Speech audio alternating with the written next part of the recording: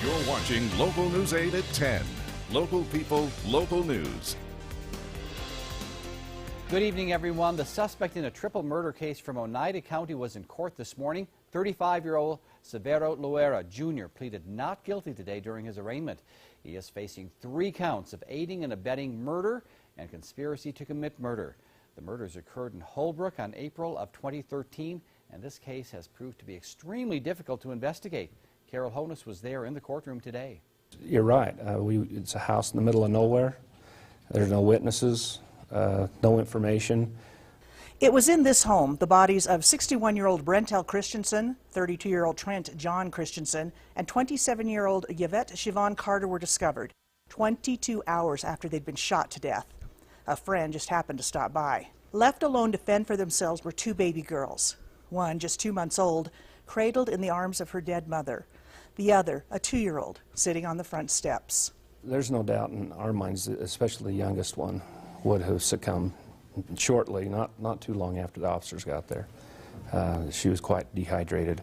And then the other one, you know, there are many, it's just hard to say what would have happened with her, where she could walk and that, but it was fairly cold. As hard as it is to believe, the story gets even worse. 64 starving pit bulls used for fighting were discovered on the property. And there was a large marijuana grow operation worth $96,000. The sheriff is sure this is gang-related. We have one in jail, yes. But you do believe there are more? I know there's more, yes.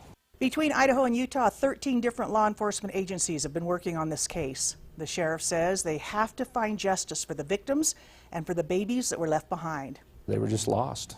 You know, they didn't know. We still look at those pictures and they haunt you. If Loera is found guilty, he could face the death penalty. The sheriff says the victims may not have been the most law-abiding citizens, but they certainly didn't deserve to be murdered.